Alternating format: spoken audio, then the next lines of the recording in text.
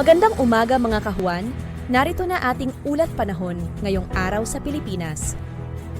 Sa kasalukuyan po ay wala tayong binabantayan na LPA o bagyo sa loob at labas ng ating Philippine Area of Responsibility at kung makikita po natin dito sa ating latest sa satellite animation, malaking bahagi po ng ating bansa ay makakaranas po ng maaliwalas na panahon. Wala po tayong namamataan na mga kapal na kumpul na kaulapan na posible pong magdulot ng buong araw na tuloy-tuloy na mga pag-ulan sa malaking bahagi po ng ating kapuluan. Except na lang po dito sa may bahagi ng Northern Luzon dahil sa patuloy na epekto ng amihan, pati na rin po ng shear line, maaaring makaranas po tayo ng mga pagulan along the eastern sections of Northern Luzon area. At itong Intertropical Convergence Zone naman or ITCZ ay maaaring magdulot din ng mga pagulan dito po sa may katimugang bahagi or southern portions ng Mindanao, gayon din sa may Palawan.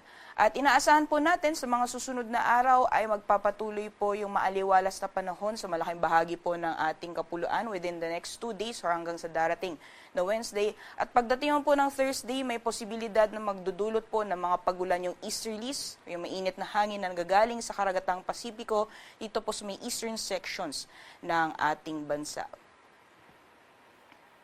Dako tayo sa magiging lagay ng panahon ngayong araw dito po sa Luzon. Gaya po ng nabanggit natin kanina, dulot po ng epekto nitong shear line, pati na rin po ng hanging amihan, ay maaaring makaranas po ng mga pag-ulan dito po sa may silangang bahagi ng Northern at Central Luzon area. For areas po ng Batanes, gayon din sa Cagayan at sa Apayao, maaaring makaranas po tayo ng mga light to moderate na mga pag-ulan, dulot po ng epekto ng hanging amihan. At dito naman po sa may Isabela at Aurora, maaaring maranasan po moderate to at times heavy na mga pagulan, dulot naman na epekto nitong shear line. Kaya doble ingat po sa ating mga kababayan sa mga posibilidad ng mga pagbaha o pagguho ng lupa, lalong-lalo na po sa mga hazard or low-lying areas. Sa nalalawing bahagi naman po ng Luzon ay asahan po natin magpapatuloy yung maaliwalas na panahon. Magiging mainit po lalong-lalo na pagdating ng tanghali at may mga posibilidad lamang po ng mga panandalian o mga bigla ang buhos ng ulan, dulot po ng mga thunderstorms. Mas madalas po yan sa hapon o sa gabi. Temperature forecast naman po para sa mga piling syudad dito sa Luzon, para sa Lawag, Tuguegarao, gayon din dito sa Metro Manila at sa Legazpi. Yung maximum temperatures po natin maaaring umabot ng 31 degrees Celsius. Agwat ng temperatura sa Baguio ay nasa 17 to 23 degrees Celsius at 22 to 30 degrees Celsius naman para sa Tagaytay.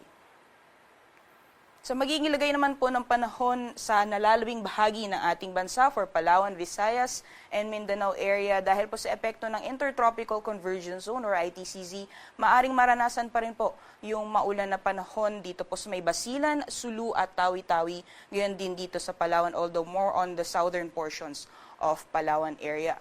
And for the rest of Visayas and Mindanao, generally fair weather conditions pa rin po inaasahan natin ngayong araw, except na lamang po yung mga isolated na thunderstorms na mas madalas din pong nararanasan sa hapon o sa gabi. Temperature forecast naman po para sa mga piling syudad dito po sa Palawan. For Kalayaan Islands po, maximum temperatures po natin ay aabot ng 32 degrees Celsius at 24 to 31 degrees Celsius naman para sa Puerto Princesa.